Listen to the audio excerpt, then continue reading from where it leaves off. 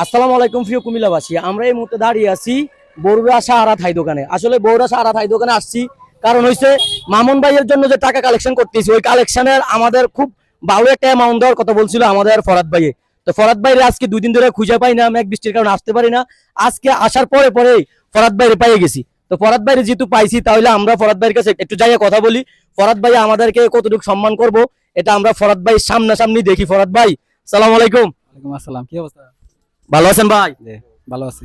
ভাই আপনার কাছে তো আমরা একটা মেসেজ দিছিলাম, আমি নাইম জাশেদের সবাই মিলে একটা মেসেজ দিছিলাম যে লক্ষ্মীপুরের মামুন ভাইয়ের জন্য চিকিৎসার জন্য কিছু টাকার দরকার।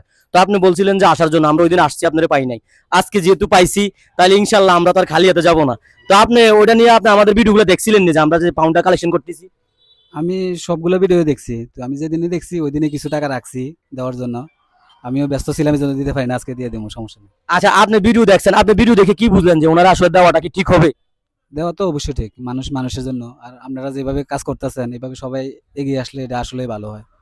আসলে মামুন ভাই কিন্তু একজন প্রবাসী। মামুন ভাই দুবাইতে 4 বছর ছিল। উনি দুবাই থেকে রোগটা ধরা পড়ার পরে উনি বাংলাদেশে আসে। বাড়িতে না এসে ডাইরেক্টলি হসপিটালে উনি ভর্তি হয়েছিল। তো 2 মাসে ওনার 5 লাখ সামথিং টাকা খরচ হয়েছে, যেটা ওনার কাছে ছিল। ওনার সর্বোচ্চ বিক্রি করে উনি ওই চিকিৎসা পর্যন্ত এগিয়ে গেছিল আর কি। এখন মাত্র 1.5 লাখ টাকার জন্য ওনার লাস্ট একটা অপারেশন হচ্ছে না। উনি অপারেশন হওয়ার পরে যদি ভালো হয়, উনি আবার যেতে পারবে দুবাইতে। তো ওনার 6 মাসের ছুটির জন্য উনি আসছে।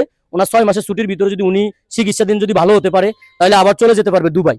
তো আমরা এই জন্য ওনার কাজটাতে আমরা এতটা আগ্রহ নিছি। আমি, নাহিম, জাসেদ সবাই মিলে আসলে নিজের মতো করে কাজটা করতেছি।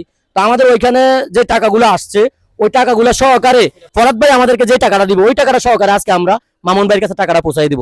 ভাই আপনি কি পরিমাণ দিবেন একটু যদি বলতেন সবার সামনে। আমি আসলে যে আমার তেমন ইয়া নাই, তৌফিক নাই। আমার বড় ভাই মহাজন, তো আমি আমার বড় ভাইয়ের পক্ষ থেকে যা দিতেছি, চেষ্টা করতেছি যা দিলে উপকার হয় আর কি। আসলে বড় ভাই বলতে অনেকে তো আবার বলবেন বড় ভাইটা কেডা, বড় ভাইটা তো চিনলাম না। বড় ভাই আর কেউ না, বড় ভাই হচ্ছে আমাদের সদ্য বড় ভাই, আমারও বড় ভাই, আটটার ভাই। দিগলগাঁও ওনার একটা ওয়ার্কশপ আছে, যেটা ছোট থেকে আস্তে আস্তে আস্তে আস্তে বড় হয়েছে।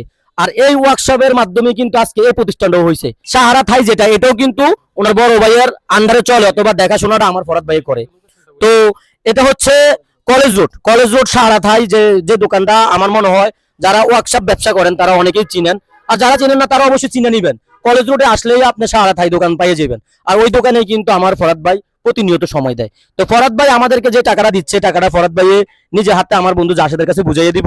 জাসেদ, তুমি কিছু বলবা ফরাদ ভাইয়ের উপলক্ষে আর এই দোকানের উপলক্ষে? আমি কি বলতে চাই, যে যে মানুষগুলো মানবিক কাজে এগিয়ে আছে তারা মন ভালো, তারা কখনো কাজে 2 নাম্বারই করবে না। তো আপনারা যারা ওনাকে দিয়ে কাজ করাতে চান থাইয়ের কাজগুলা, আপনারা এখানে